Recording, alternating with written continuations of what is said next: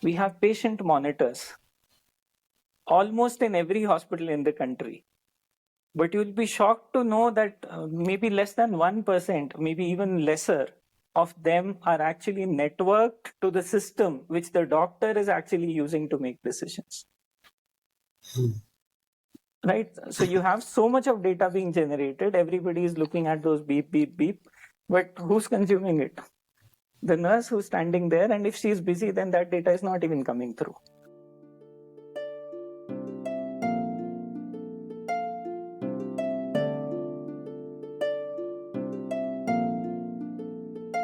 Hi, Rajat. Thanks a lot for accepting my invitation and lovely talking to you. Welcome to ContraMinds.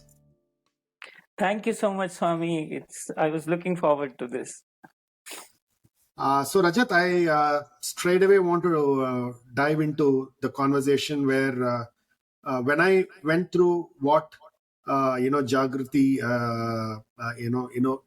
health platforms does, it just amazed me in terms of how you've gone about building it, the kind of work that gets done. So, can you walk me through where did this all start? And was it in college? Was it in some kind of a early engineering college passion that you guys started this? So, can you talk to me about where did all this start? Yes, so we are all engineers, and engineering college is a fantastic place. I received my training in electronics and communication engineering, but our campus at MS Ramaya is a very vibrant place, and we had a lot of interaction between branches. We had friends all over. So in 2004, we came across this fantastic technology built upon Linux, Apache, MySQL, PHP stack, which is called Drupal. It's basically something that some people use to make websites, others use it for a variety of things. So during our college days, we started a small there was a small I'm sorry, I don't want to say started. Is it okay if I interrupt like this? I just want to make sure. Perfect. Okay, so during our college days, I was part of an organization named Sankalp India Foundation, which was looking to have its own web portal, which was interactive. So those were the Orkut days. The organization wanted conversation to happen, not just put things out there for people to read. So that's when in one of the tech meets, we decided to get our hands dirty with this new tool called Drupal. And we fell in love with it. We realized the power of being able to put up information on at that time people didn't call it cloud, but yes, servers elsewhere, which was accessed through www. And that's what got us hooked on. A couple of years later, we graduated and we went on to serve several major technology firms, mostly in electronics and communication. Nevertheless, we continued to play around with information technology and web-based applications, mainly for Sankalp India Foundation. At one point in time, we had friends from healthcare approaching us and telling us how frustrated they are with the systems they had and requesting us to try and do something about it. So that conversation moved on, and that's what eventually led to Jagriti. So, what was Sankalp Foundation all about, and so where did this thing to actually start something called a Sankalp Foundation, and what is its connection with healthcare systems? So one summer night, 4 engineering students decided to have a cup of tea. The only place you get tea at that hour is actually the emergency section of the hospitals. So they jumped out of their hostel gate and they rushed to the emergency section. And while they were enjoying their tea, a very lean person came and literally started begging them to donate blood. They were taken aback. They were shocked. How can somebody be looking for blood on the streets in a city which has thousands of young people around, in a campus which has hundreds of students?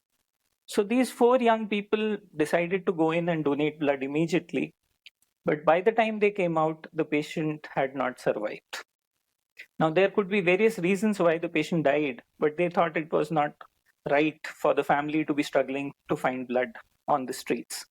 So next morning, they went to the blood bank medical officer and said, see, next time you send somebody out looking for blood, instead give them our contact number and we'll see what we can do. This was the beginning of Sankalp, and then the organization continued to serve the cause of voluntary blood donation. So this whole thing around, when I look at the history of Jagriti, you actually have built a blood management system, right? Blood bank management system.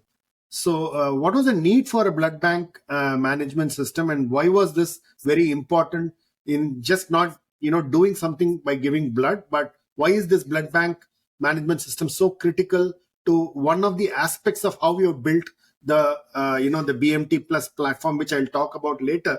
But why was this so important? Right. So the central word here is quality, and quality in practice. So before we started work on e-blood banking, which was our first platform, blood banking was largely based upon papers and registers.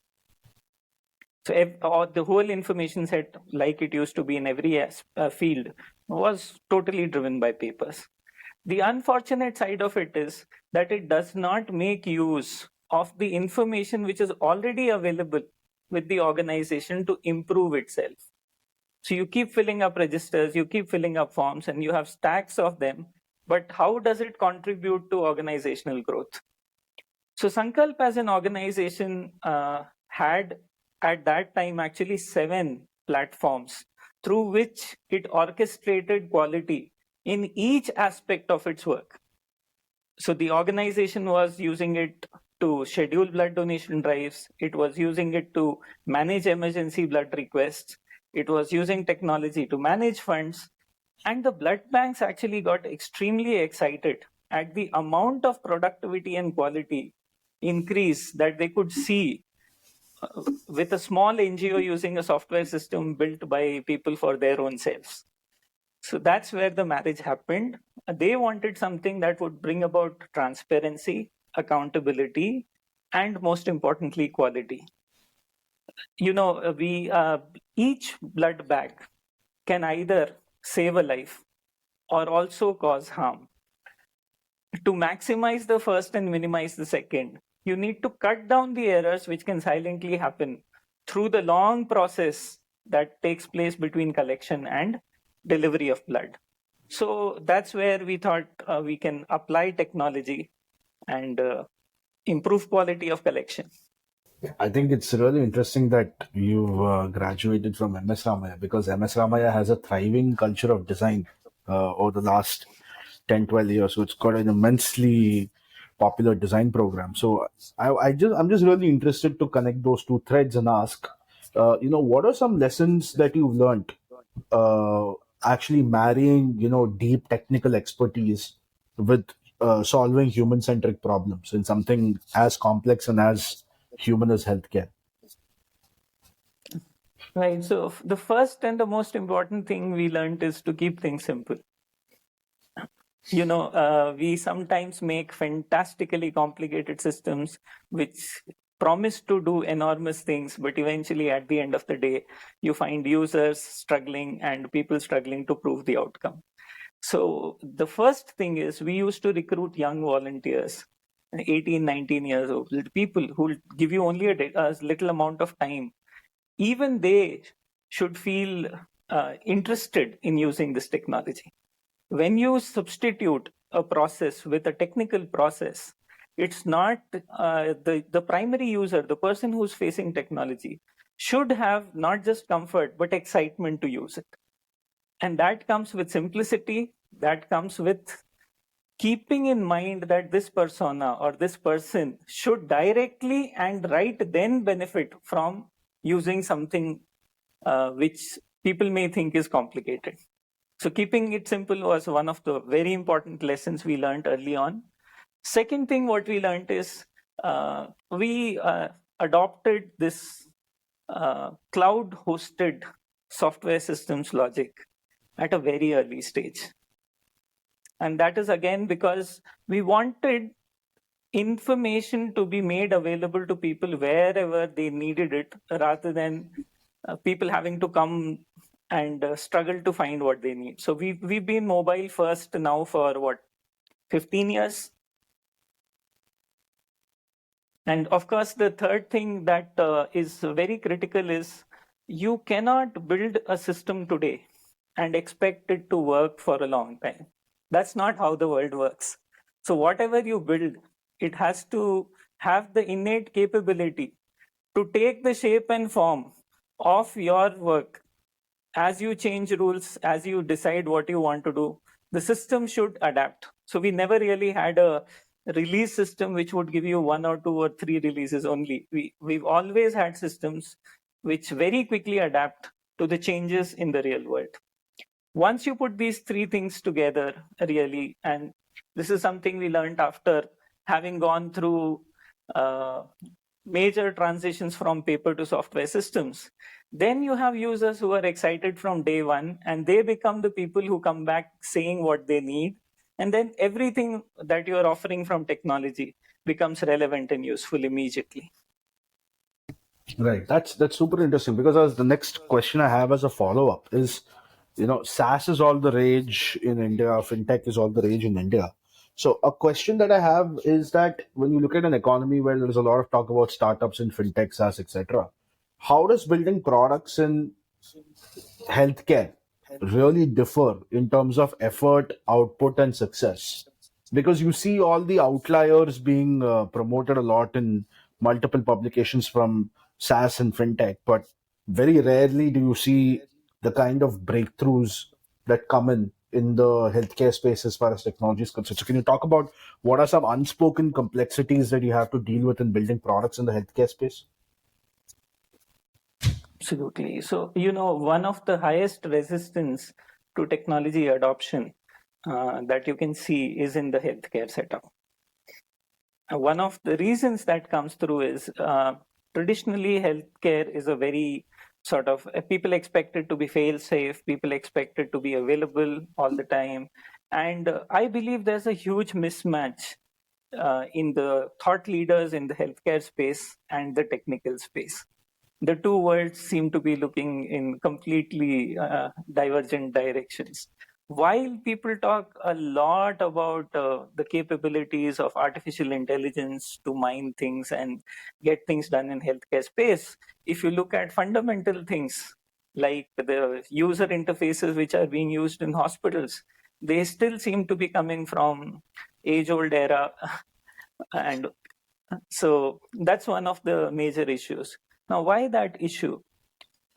Perhaps it's easier to start things and kill them in other spaces compared to healthcare.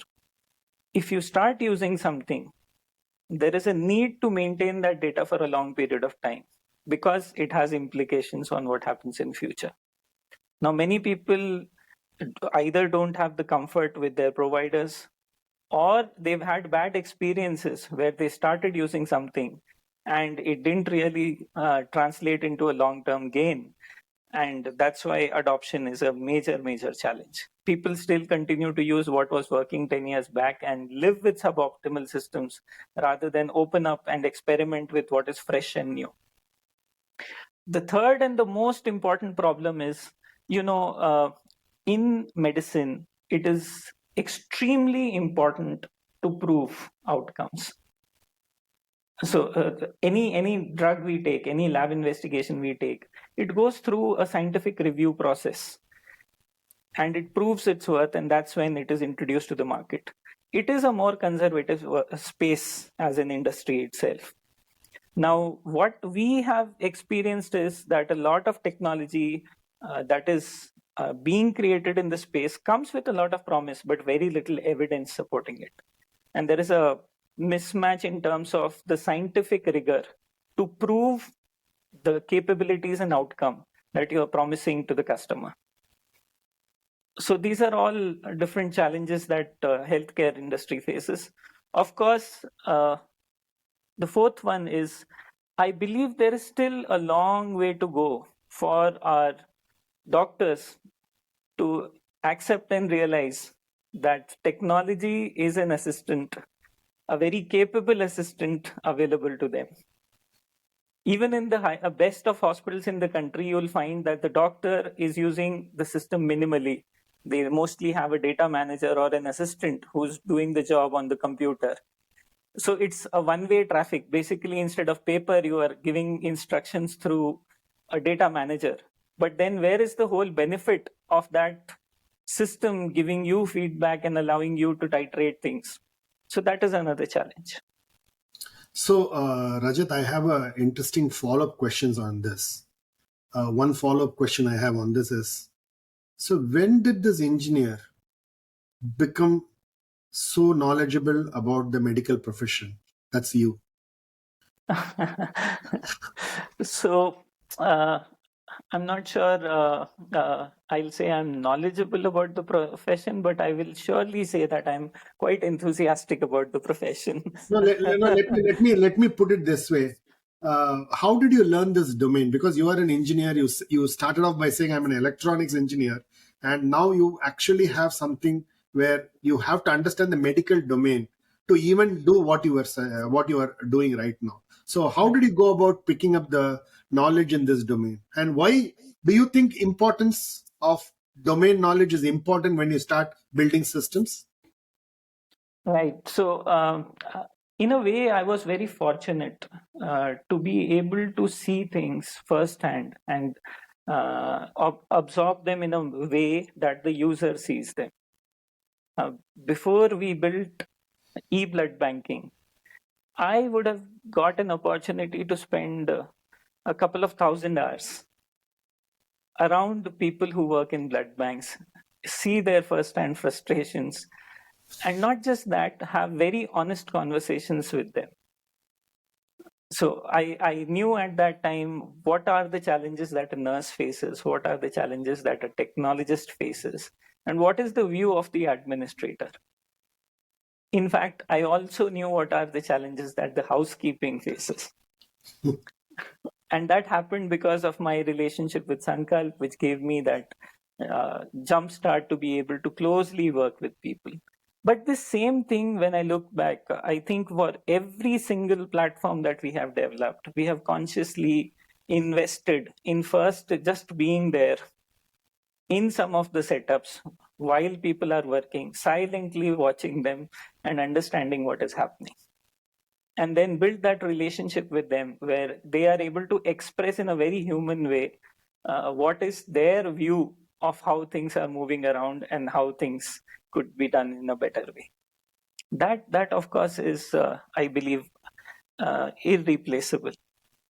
Like I said, so at the end of the day, if your users, if each of the user who's going to interface with your system doesn't feel a wow factor on the first day of using the system, then you already have a very, very uphill task to engage one person to get somebody else excited in the organization. And that never lasts, that never works. So yes, investing time and energy into understanding every persona and understanding what makes them frustrated, what gives them joy, what would they like to see change, gives you a huge jumpstart. So this is something that definitely your engineering education would not have taught you, right? So where did you pick this up? So we often say that probably the first thing engineering taught us was problem solving. Engineering makes us all a little more analytical and capable of looking at things in a very evidence-based way, and that's quite helpful. So again, Sankalp has this very beautiful culture of reviewing everything it does. So when people, when even volunteers spend a day together, that day doesn't end without half an hour being spent to see what could have been done better. It might be the most disastrous day or it might be the best day, but still people ask each other how to do things better next time. And this process, of course, leads to a discovery of a lot of nuances about the issue. And then some people, I was fortunate to be one of them, get excited about these problems, find a lot of joy in trying to see how to systematically eliminate them, rather than just have a sort of a one-time view of people, a selected group of people respond differently to this problem. So that is what hooked me into this. So that's how the engineer started thinking more and more about the problems, and those problems happen to be healthcare, and dug deeper into it. So I'm curious to know, did you study, in the early days, how products that are designed by American, European, or Japanese companies in the healthcare sector solving specific problems? Did you have a look at that, and what did it inform you? What were your takeaways from it? So I never studied any of it.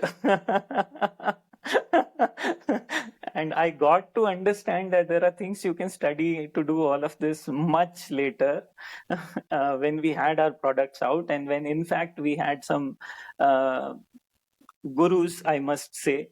I was very fortunate to work with one Dr. Lawrence Faulkner.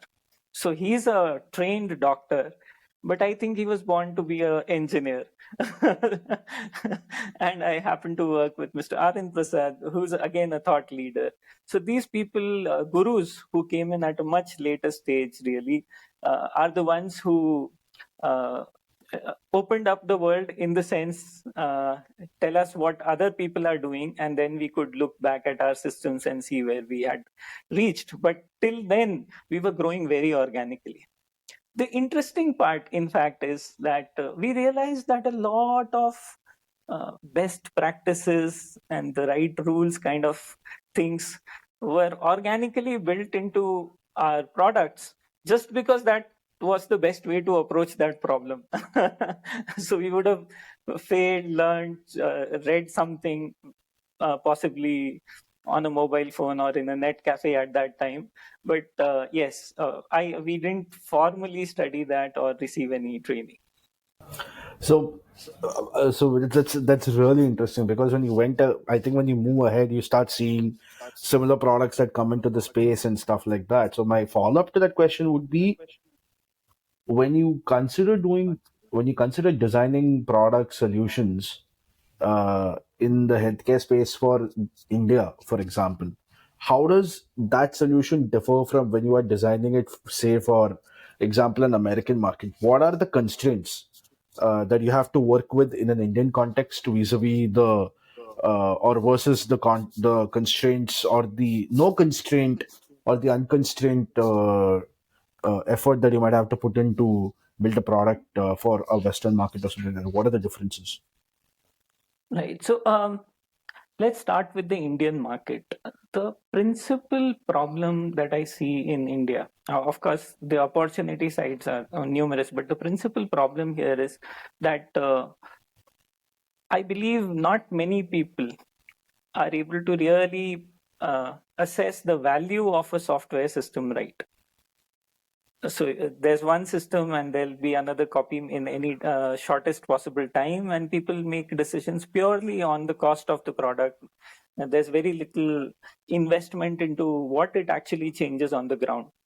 And a vast majority of health tech decisions in our country are really made for the administration, not for the doctors, not for the nurses, and mostly not even for the patient.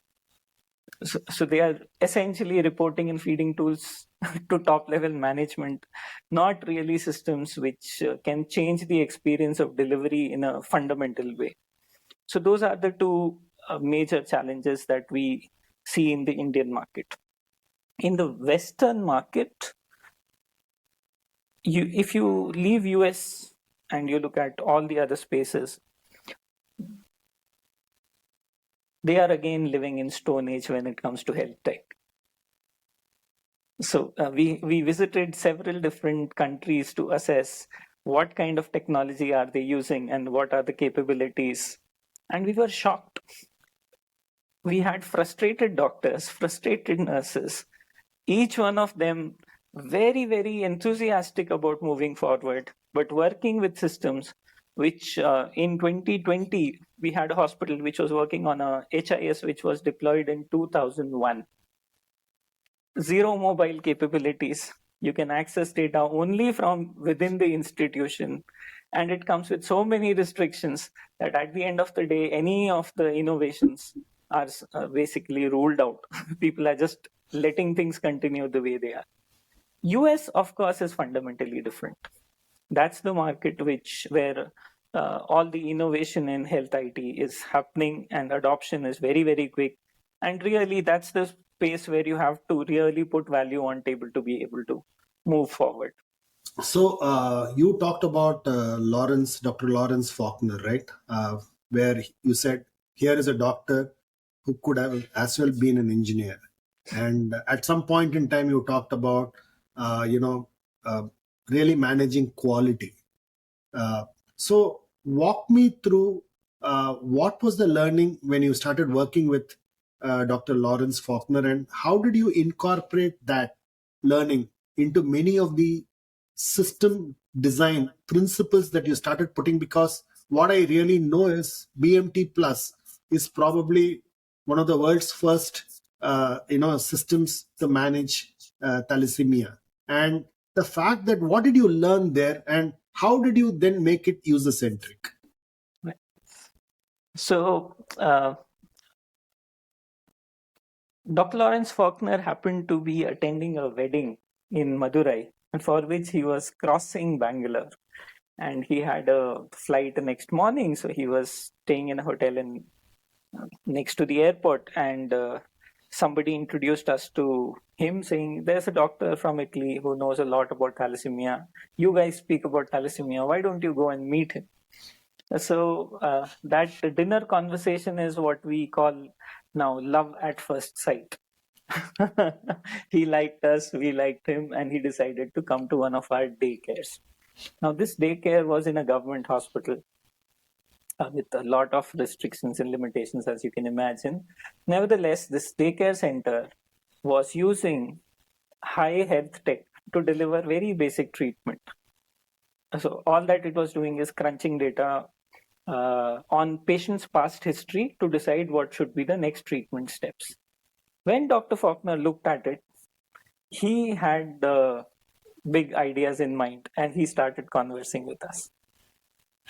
Bone marrow transplantation is one of the most critical medical procedures. Unlike a surgery which lasts for a couple of hours, here there is a life at risk for several weeks. The patient is immunocompromised, and for a long period of time, you have to look and anticipate a lot of problems and try and avoid them. So he is the global specialist for transplantation in thalassemias. And at that time, he was very keen to bring this first world procedure to countries like ours. Of course, we already had some transplantation centers working, but for thalassemia at that point in time, still many patients were actually traveling to Europe to get a transplant. And that was because of cost, it was because of outcomes, several different factors. So the principles that he made us understand was that the outcome does not necessarily depend upon how qualified and competent your doctor is. The outcome depends upon those hundreds and thousands of small transactions that happen with the patient on a daily basis. Every single time a drug is delivered to a BMT patient, if that drug is not delivered right, the patient can get infected with an antibiotic resistant bug and die.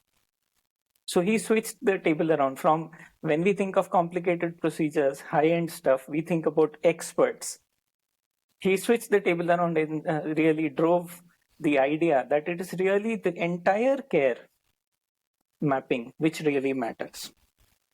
And having seen this system being used in a daycare, he inspired us and guided us into working on BMTPLUS.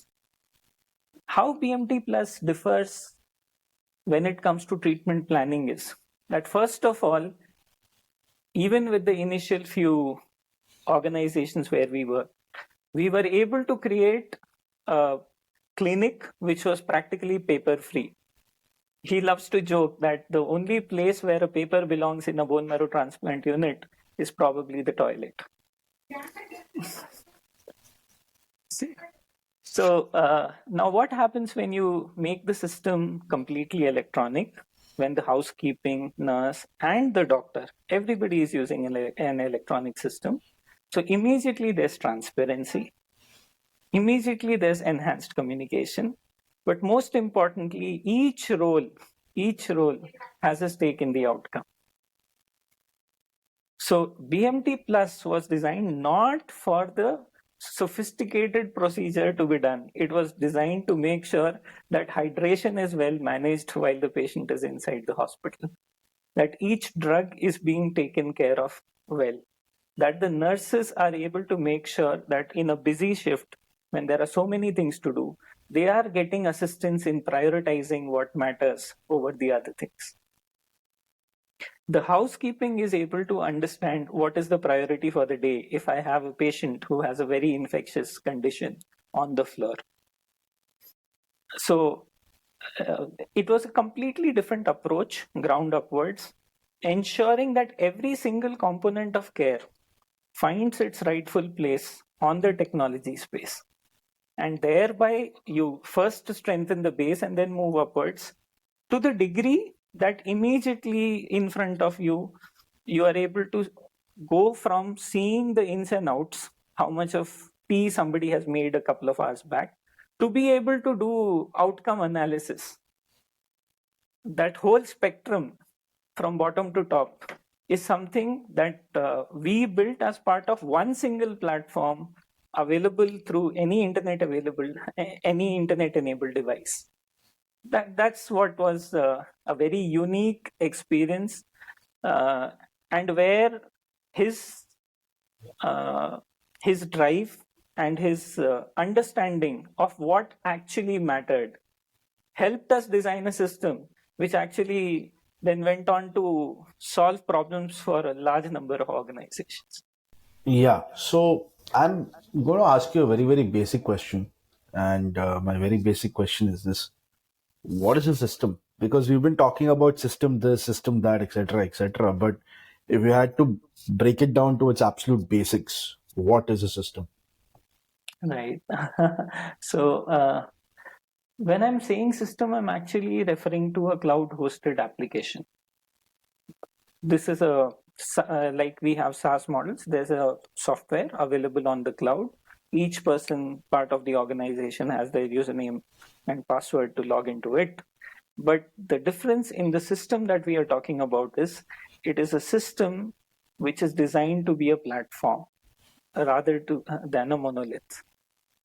For example, I'm sorry, I'm really sorry for interrupting you. But no. the reason I asked this is because uh, I think a large swath of what we understand as the technical capabilities of what a system is very different from what we understand as a system.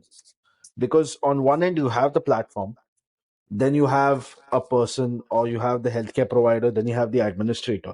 So when you take all of that into account, so can you talk a little bit about how you visualize a system in terms of not just the product and the solution, but in terms of the entire ecosystem of people, stakeholders, services, care, progress in a certain sense? Can you just encompass that in terms of what a system? Let me try to do that. I'll speak a little and then let's see if we are getting what we're looking for. Yeah, so, we often look at care delivery in bits and pieces. But what we try to look at is something called knowledge management. So any organization will accumulate data, it'll have people working, it'll have processes that it has, and all these things should come together to create knowledge. And then that knowledge should feed back into the organization and drive its growth. Unfortunately, most of the time, these things get looked into in silos. So you have a data collection system and a team, and then there are processors, and then there are people who make decisions. All of them are segregated. And like we discussed, so we don't really account for all the people who are involved at different levels. Many times we build systems with IT first priorities rather than procedure first priorities. So when we look at system, we really see it like this. There's a working clinic, there are doctors, there are nurses, there are papers, and they are all doing their stuff. Now, when you are looking at bringing transformation, you have to ask, what is the biggest problem to solve for these people? What is it that matters to them? And then try and figure out how do you move about it. In our case, what we put in place is a very, very agile cloud-hosted application which is put in place, and then each one of the personas, each one of the user groups, their priorities, their concerns, their interests are taken into account to build what they need out of this place. One thing that happens throughout this process is that we try and make sure that each piece of data which is being collected from all these, so I'll give you a typical example. We have patient monitors almost in every hospital in the country. But you'll be shocked to know that maybe less than 1%, maybe even lesser, of them are actually networked to the system which the doctor is actually using to make decisions. Right? So you have so much of data being generated, everybody is looking at those beep, beep, beep, but who's consuming it?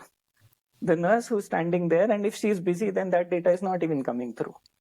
So while we work on the personas as we interact with people, we ensure that the data that is being collected either through people or through other modes, so directly from equipment, from a service provider who's providing you services, from an access controller into your unit. So all this data is being collected and structured in a way which then can be used to improve services.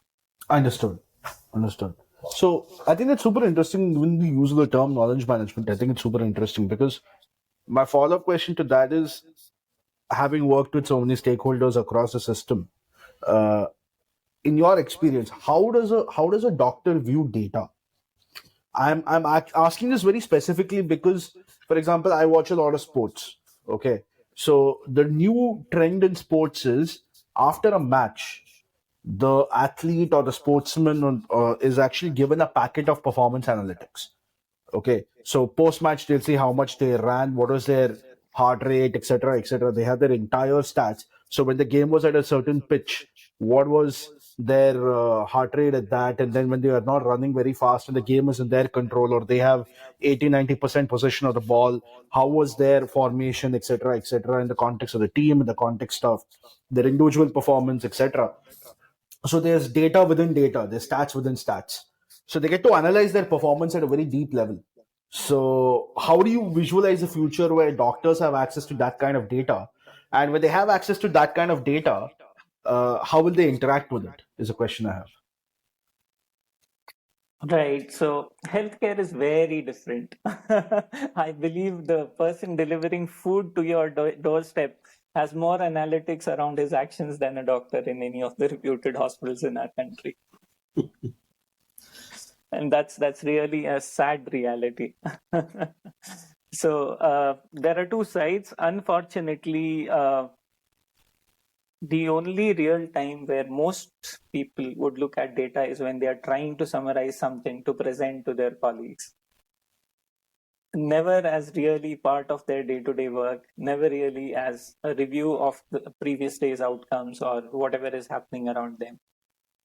So we've built a healthcare model which I should maybe speak a little about how aviation changed. So aviation at one point in time used to be led by superheroes, and those superheroes could never make mistakes.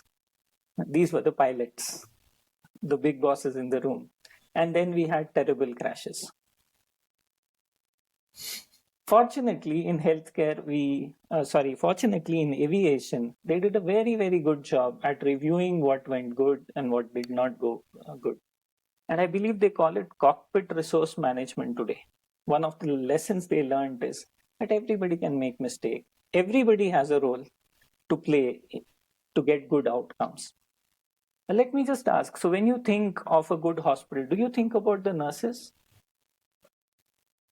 So Not really. the general answer is we never think about the nurses, we never think about the housekeeping, we never think about the maintenance engineer who's ensuring that distilled water is being supplied and the good quality oxygen is being supplied. We choose healthcare only based upon the doctors. This model makes the doctor a superhuman beyond review and a person who cannot be sort of participating in things like review of actions. And of course, the other reality is that our doctors are extremely busy. They're overloaded with work. One of the difference that I see between West and in India is that there is more silent time available for the doctors, where they have to think and produce scientific output. Here it's all about clinic to clinic, and there's no real time for review either. So we are really underutilizing even in an arena like healthcare, which is such a critical application. We are underutilizing data in manner which is unbelievable in any other industry today. Sports, of course, goes to extreme, but I wish we were doing even 1% of that, even 1%. That I would think of it as a great day when we reach that level. Understood. So, and nevertheless, our biggest challenge is bringing about an organizational transformation where gradually from this very low tech situation, we move into a situation where, like I shared with you, most doctors would prefer to have a data manager to make notes on the system. And most of us still receive a prescription which is handwritten. We often joke about the handwriting, but we never question why can't it simply be typed out and given in a manner that people will understand, right? So there's a long way to go to get healthcare data analyzed and processed the way it gets done in several other industries. The catch there is really to empower all the other roles and ensure that we create systems and processes which will look at analysis and let me say one more distinguishing thing. When somebody fails in sports, the implications generally are not as gruesome as in healthcare. When somebody fails to deliver a parcel, the implications of that are not as bad as when you goof up in a clinical setup. So it takes a lot more courage and a lot more strength to actually be able to review things and find the root cause and accept it. You might have seen issues like violence against doctors. Why can't the doctor make a mistake? After all, it's a human working somewhere. But we have picturized, we still think of, many people would say, still think of doctors as gods, where any mistake of theirs is almost looked at like a crime. So then we are actually creating a society where the culture of hiding things and not bringing things out would take precedence over open conversations and people feeling comfortable in saying, sorry, I made a mistake. So that's the other very distinguishing factor about healthcare, which prevents people from adopting systems which could actually help in a very major way. It was a brilliant explanation of how is different from whatever Vignesh was talking about. But tell me, Rajat, to do what you are saying, it requires a certain transformation of habits, right? So if I'm a housekeeping person, I normally don't record whatever is being done. If I'm a nurse, I don't record it. If I'm somebody else, I don't record it. So clearly, what I know of your system is it's probably the most complicated, match that you do with all the data that you get, right? So somewhere I was talking to somebody and that they said, you almost do a HL type match with the blood that comes in, and that's the kind of sophistication you have built with ML, AI in your systems and things like that. But let me first go back and then say, to get this data, there's a certain amount of habit change that's required. Okay. And that habit change then has to be simple enough for me to capture this data for giving insights. So how do you kind of do that? And, it's such a difficult change that you are actually pursuing, right? Let me tell you a story about one of our customers. So if one had to put all the hospitals in the country ranked as per the number of errors they make in a procedure, probably this hospital would be the worst. Because they record more than 1,000 errors a year in their clinical facility. The interesting thing is, more than 90% of these errors are self-reported. So this is not somebody else identifying and reporting. So how do we bring about this change? First change is make things easy for the person to do. So we never have a situation where somebody would be asked to duplicate things, copy from one screen to the other. I'll give you a simple example. If a lab report is out and the values are there, then there should be no need for somebody to copy them on a piece of paper and organize them for somebody else to be able to see. But that's how things are happening in our situation. So what we do is we provide contextual personas. The nurse gets the screen the way she likes it. The same data is available to the next person the way they like it. The pharmacist the way they like it, the doctor the way they like it, and the housekeeping the way they enjoy it. In fact, we had one of our centers where a housekeeping person had the highest compliance to checklists.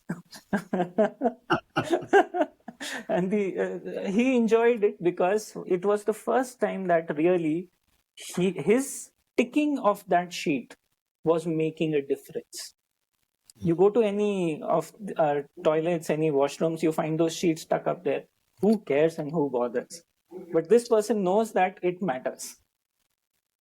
So how this helps is, so number one, you empower people and you make things very contextualized to them.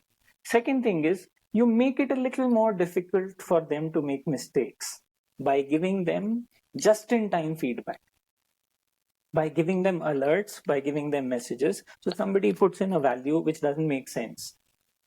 Either you can bring it up at the time of clinical review, or you can let the person know, are you sure you want to do this? It seems unlikely that this is the case. So when you put just-in-time feedback for user actions, then your data quality is automatically improved. And the person is automatically engaged because now he knows this is not just another place to document things. This is helping me do my work better. So we use a lot of alerts. We use a lot of highlighting, very subtle things, on-screen things, which help people make sure that whatever they are putting in is more meaningful, more contextual. We help them plan their work, schedule their work. This is one of the most difficult things in a situation like a hospital. There are 5 patients, 3 monitors are beeping, 20 instructions are there for next 2 hours. For the system, if all the data is available, it is very easy to really put out a priority list. Not really to judge the person and instruct them, but to give them a view that these are the possible things that you might want to look at first and then move to the others. So you realize that first of all, you have to get the system to talk to its user in a way that both of them are enjoying. So one of the biggest joy I have is that most people who see our system for the first time fall in love with it. especially the nurses, especially the ones whose voice is never heard. And this is because then they are part of the game. The second thing is that we encourage, of course, it goes without saying that in a critical situation, transparency is what will definitely help improve outcomes. A computer system becomes a policing system if the management takes the approach to penalize.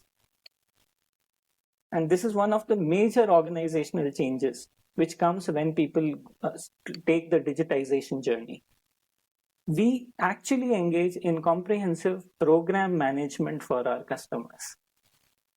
You can't just take a software system, give it to an organization which was working on a completely different manner, and expect those subtle human realities to change by themselves. So we undertake a process going into several months where all these roles understand these subtle things to keep in mind when things are going to suddenly become so transparent, when all the data is suddenly going to become so available. And one of the very crucial changes we encourage is non-punitive approach, especially when people come up by themselves to report problems. A good design system will help you discover errors. If you can encourage your users to the degree that they feel protected enough to say, my God, I made this mistake. I don't know whether I can fix it on my own, but I want everybody in the team to know so that at least the further damage control can be done. So incident reporting for this customer worked so well that I started with that they are filing 1,000 reports. And this is all people filing by themselves, meeting every week, discussing what went wrong. Now it changes from blame to careful scrutiny of the process. And that's where you come across those very beautiful, subtle issues within the system that are preventing people from doing what they should be doing, that are coming in the way of proper healthcare delivery. When conversation moves to that level, you have people who are engaged to the degree that they start receiving joy in saying that, no, I make mistakes, but I also fix them. And I am involved in keeping our patients safer. We were very fortunate that several of our customers have actually undergone this transformation to the degree that now entering data is never a push. They don't like it any other way. Just to share one very important thing. We don't have a concept of data managers with BMTPLUS. Our most complicated program, which is taking care of tertiary care, wherever it gets installed, we never really suggest that data managers are brought in. And the fundamental thing is, if the primary user is not benefiting from what the system is doing immediately, then probably everything is for the sake of reports. I can't even think of one of our users who's actually using a data manager to key in all the information that we receive.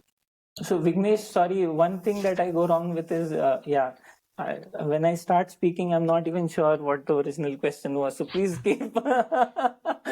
No. No, I think it's super interesting because I think it takes the conversation in a lot of interesting ways. Yeah. So I think the term knowledge management is super interesting. So can you talk a little bit more, like if you had to give a primer to say a 10-year-old or let's say an early college going student about what knowledge management is? How would you walk someone through it? And to add to what Vignesh is saying, I want you to actually talk about knowledge management, and I in fact read about your program management. So therefore, to me, I want to really I want you to talk about both, because program management is very casually used many a times. So therefore, it's important for you to talk about knowledge management and program management. Right.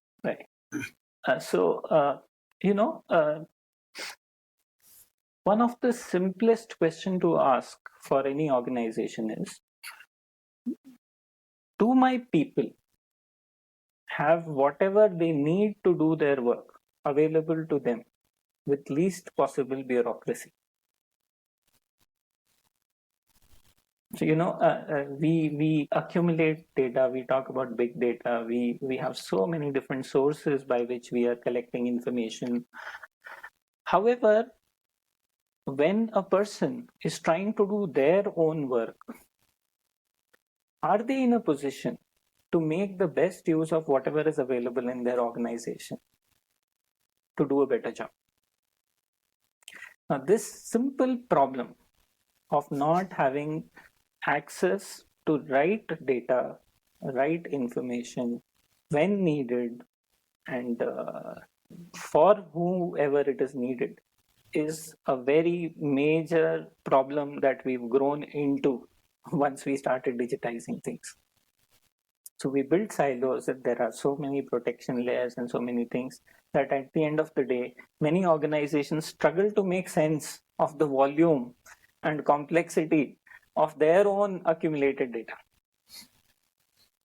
The approach of knowledge management really says, in my mind, I'm sorry, so I'll just share what it means to me. So it means organizing these various components in a way that, of course, there is good data governance, and yet people are able to get the insights and contribute to problem solving across the board. No departments, no bureaucracy, no silos. And this can beautifully be achieved using software control. Software allows you the kind of flexibility that traditional systems would never offer. So you can have 6 different places where you house your data for technical reasons, but you can also have microservices interacting with those different data warehouses and retrieving only what is needed for every single persona and every single involved person. So when you start connecting all these individual silos of data in a meaningful manner, and for each persona, for each role, start figuring out, how do I empower this person to act better, and how do I leverage all that we have gathered so far to strengthen this one person? That is when you are thinking of a knowledge management based approach. So that's my take on it. So I don't know if it makes any sense. Yeah, Vignesh, you asked that question. No, I think it does make sense, but it's just also that I will say that if you were even talking about knowledge management systems from, say, a college goer, like almost a faculty member to a student perspective, I think sometimes even most members of the faculty, they have something called formal knowledge management, but the ability to update it, the ability to revisit past knowledge, the ability to dissipate it accurately, correctly in terms of actual, pedagogical, taking the right pedagogical steps to deliver the impact that it has to create for the student. I think it's almost like it's a two-sided ecosystem where you have the knowledge in place, you have one party giving it, and then you have another party receiving it. So how does a dynamic of this sort of an interaction play? Let me give you an example of a bone marrow transplantation setup where a new patient has come in and the doctor has been told that this person wants to undergo a bone marrow transplant. We have a lot of children who have thalassemia, a blood disorder where they would have received years of treatment in various different centers before they come for bone marrow transplantation. Typically, any center would start with, tell me what is your past history and show me your paper files, and let's move forward from here. That is a typical, when you go to any new hospital, that's how the journey starts. What if the nurse could actually press a button and get a summary of the treatment which this patient has received over last so many years at their home center? what if all the blood products given to this patient, and every single time this patient had a reaction, and if this patient had a major health event, what if all this information with proper authorization, only after proper only when you are placed to receive this information correctly, was made available to you at the click of a button? So that's what actually today our systems are doing. When a new patient comes in from a clinic which has a data sharing agreement of a reasonable type in place, they are able to make sure that without having to call 10 people to figure out what has been done in the past and then make sense of it using mails and WhatsApps and whatnot, or rely upon the patient to describe every single trouble they had, you could actually use that other part of information residing in some other server somewhere else in a very meaningful way to ensure that the context is set for what is happening next. In fact, I'll share with you one more interesting thing. How many times does it so happen that when you go for a lab investigation, does the lab asks what has happened to you? So it may sound unusual, but for good laboratory analysis to happen, the laboratory needs to know the clinical context. Now, the clinician doesn't always have the time to provide that context to the lab. That lab may not be inside your hospital. That may be an outsourced lab. So Jagriti has built a labs platform which automatically pulls in the relevant components of information from the patient's charts and makes it available to the lab. Something which otherwise would have taken a number of calls to figure out, which automatically improves the quality of the report and the outcome which the sending hospital would have looked forward to. I'm just giving you these small examples on how these silos can be broken. And data can, the lab benefited from getting proper information about the patient. The doctor benefited from getting a more accurate report from the lab. And the winner is the patient who gets faster diagnostics done. This is just one example. Really, what has transformed the capabilities of IT today is microservices. The ability to control at a very granular level how a huge diversity of providers and systems can be harmonized. And I'd like to use the word platforms. So Jagriti InnoHealth platforms, the choice of that word platforms is a very deliberate one. We don't build monolithic systems. And the first thing that our systems do is learn to talk to any other system. So in the one of the transplantation unit where we are involved, the fingerprint access, the blood pressure which is being monitored, the temperature monitors, all of them are networked to the system. And these are not very expensive, sophisticated pieces of equipment purchased for this purpose. These are your regular devices. Only thing is now people are coming up with microservices and you can always have systems talk to each other.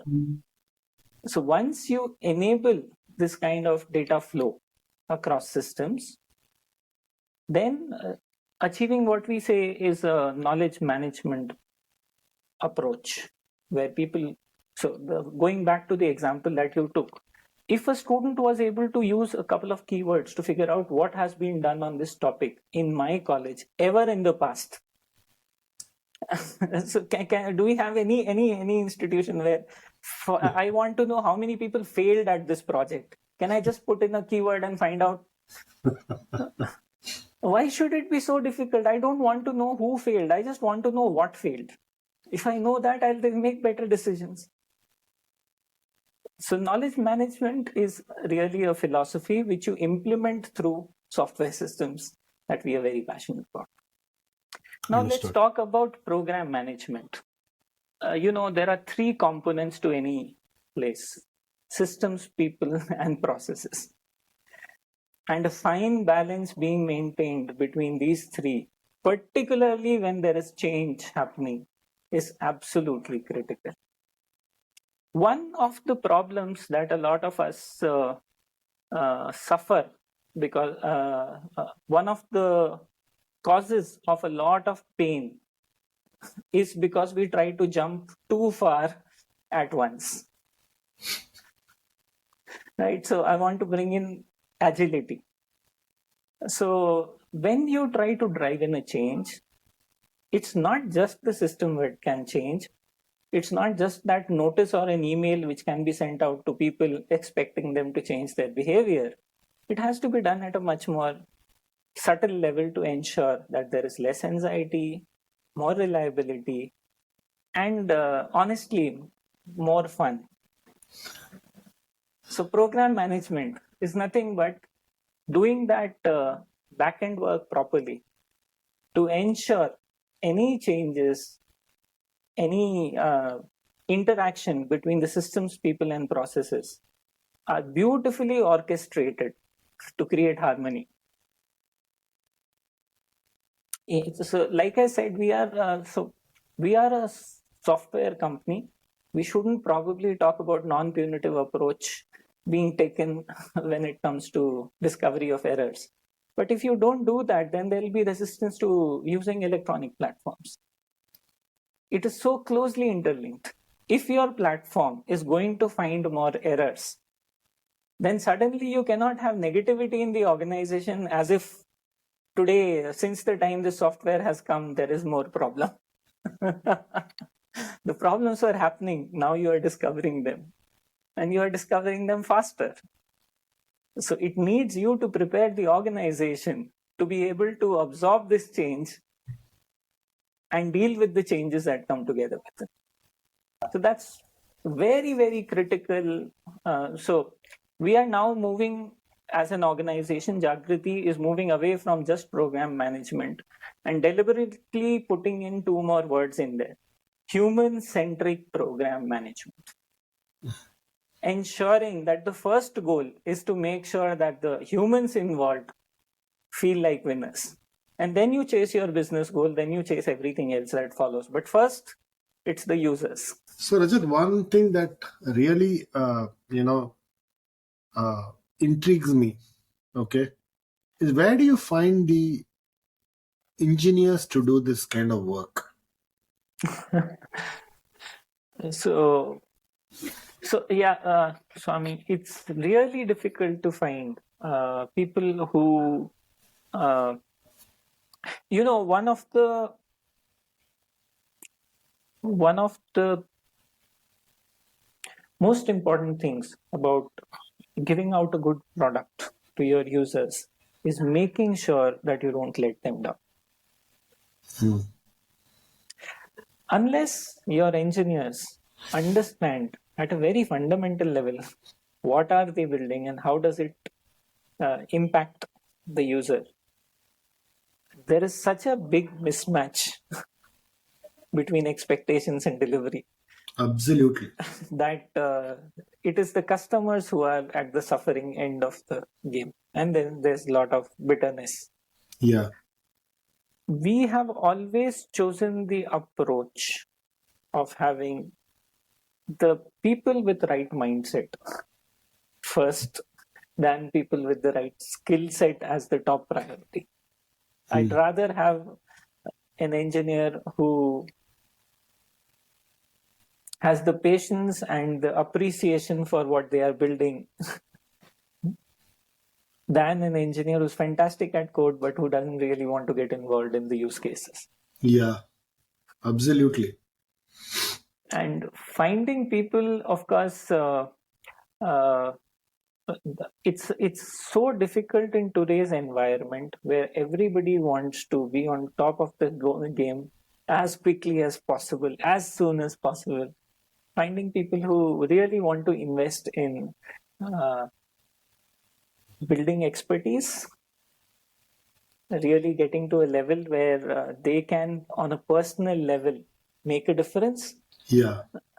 That's such a major challenge.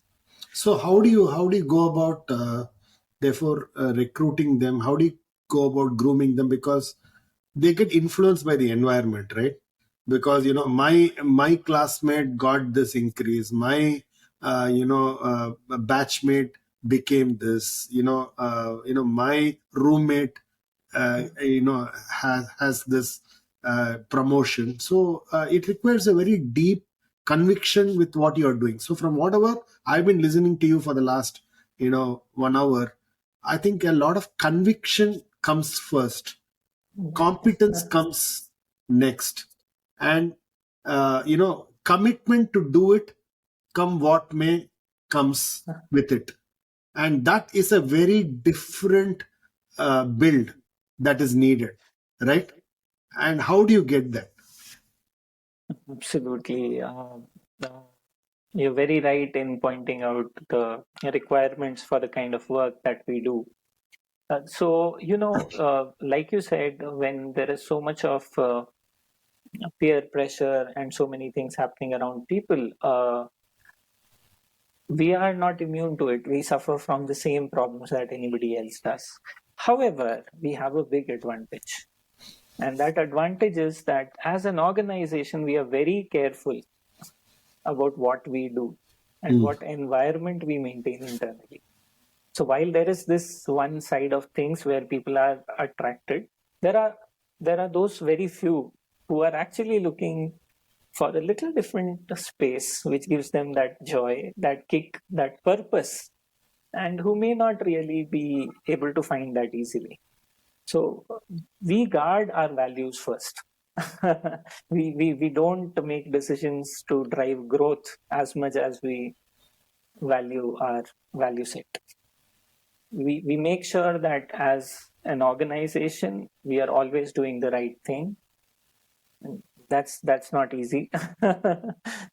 We have in the past often resisted temptation to grow fast at the cost of compromising these essential requirements of the team. You always have these people who see what you're doing, like it, and then who want to give you a booster to go to the next orbit.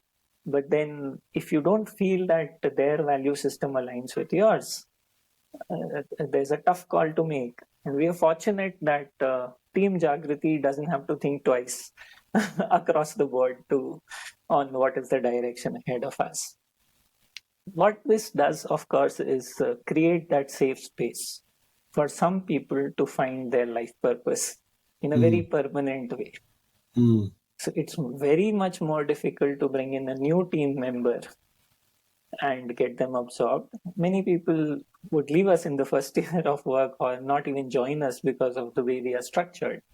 But it is also true that many people would find their life goals and life purposes so beautifully aligned with what they do that work becomes fun, and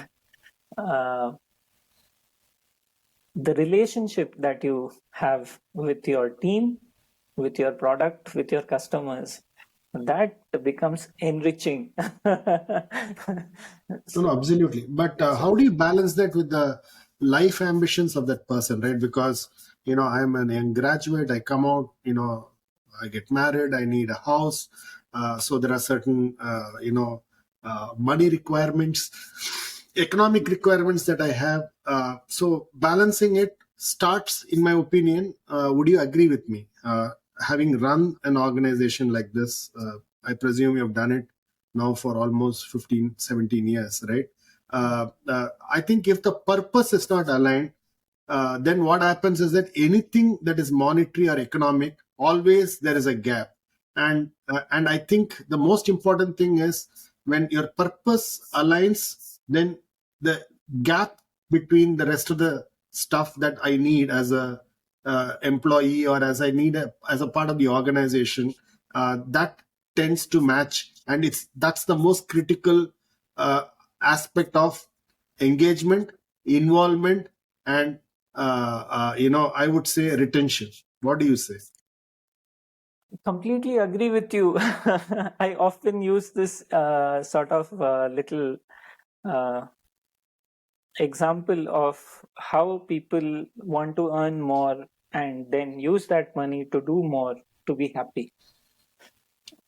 while there are people who are extremely happy doing what they do in terms of their work.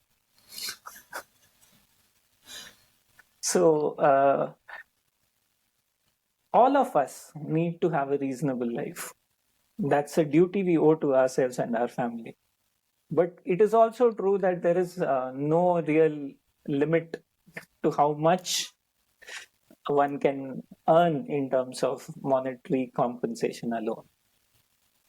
So when you have your, at least a part of your purpose aligned with your organization, and when you have a sense of comfort with your colleagues, if you are able to find these two things, you are in a very, very lucky place. You are Brilliant. in a very fortunate space. So, Rajat, as you now look back, there's a lot of satisfaction with what you have built. How do you see the future of Jagriti, and how do you see this panning out? Because I don't see many organizations, when I go and look at what you do, you have a way in which you publish white papers.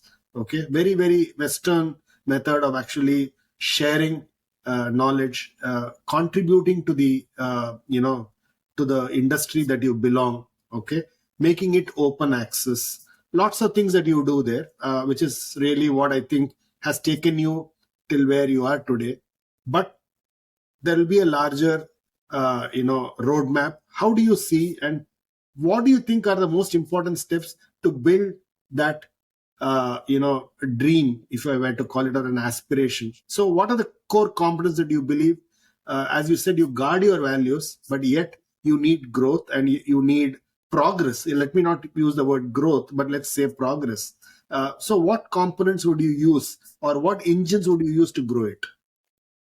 So I am reminded of actually a situation about 17 years back, where in a college canteen, I happened to be interacting with a friend who used to write a blog for the first time and who asked a similar question. And uh, if I remember correctly, the answer I gave her is that you have to persist. When you know you're doing the right thing, you have to persist.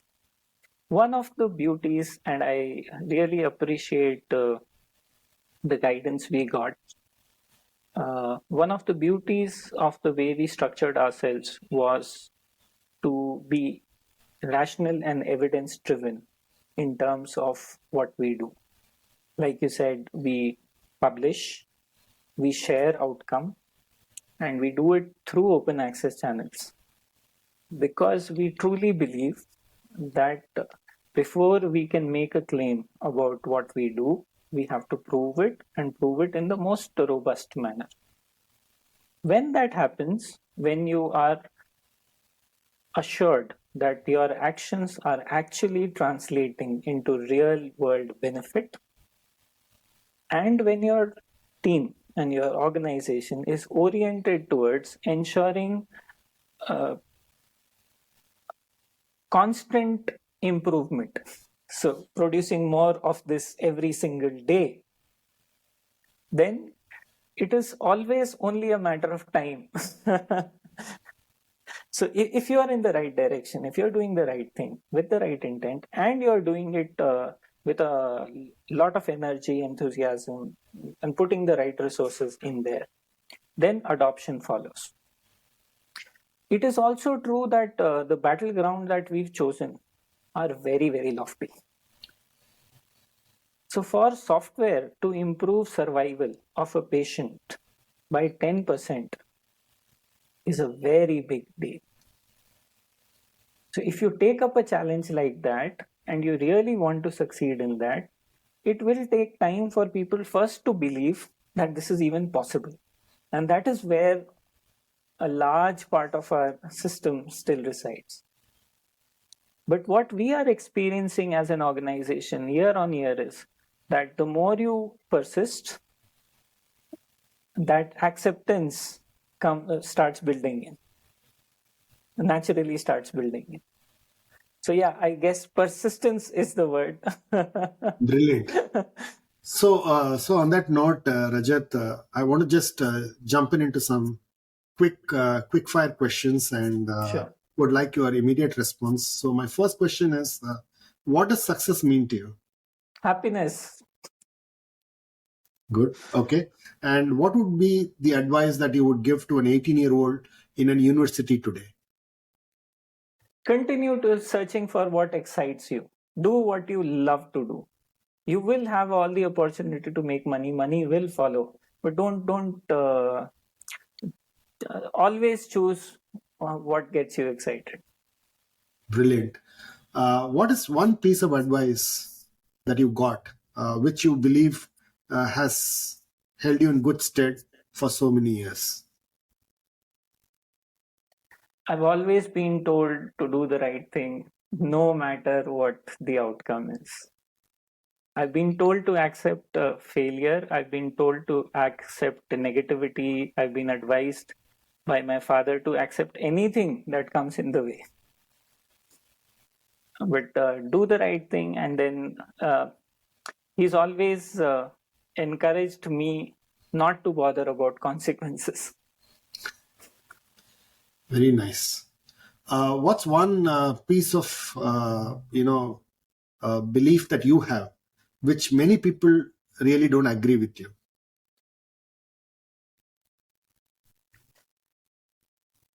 I don't think people agree with me on process.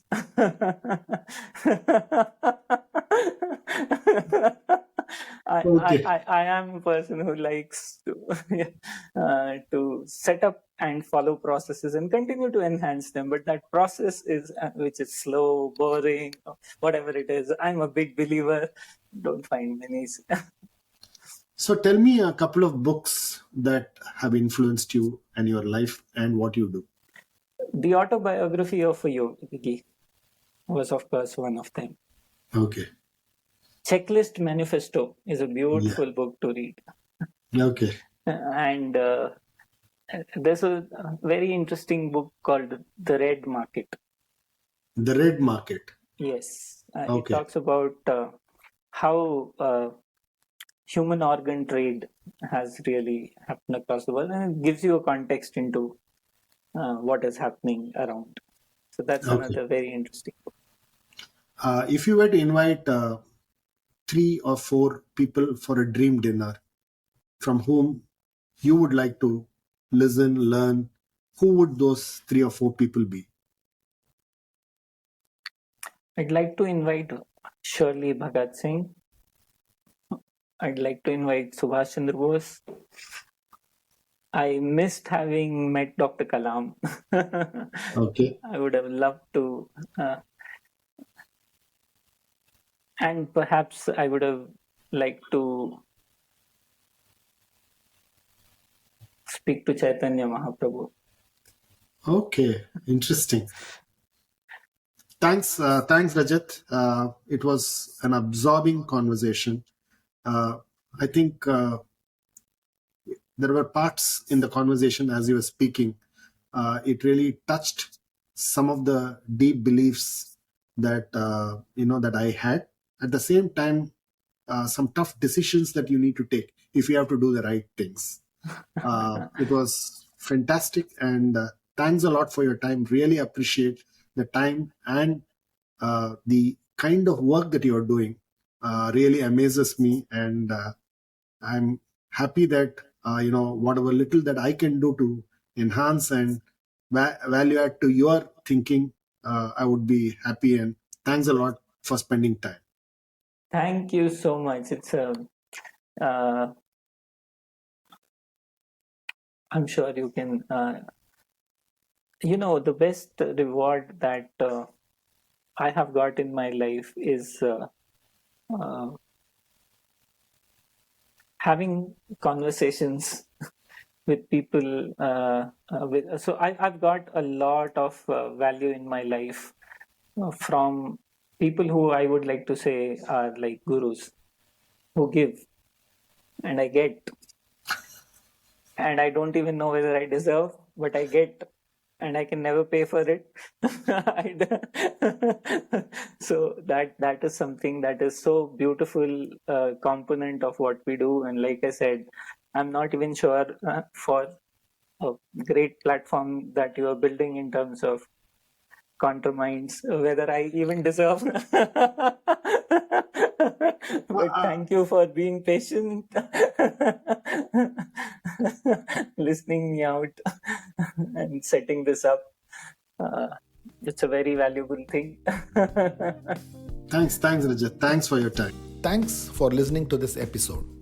For selected links and detailed show notes, visit www.contraminds.com/blog. Follow ContraMinds on social media and let us know who you would like to see next on the podcast. If you're listening to ContraMinds on Apple Podcasts, do share your comments and give us a rating. We are keen to know what you're thinking. ContraMinds is also on YouTube. If you're listening to the podcast on YouTube, hit the subscribe button and stay up to date on all our releases. Thanks for listening and stay safe.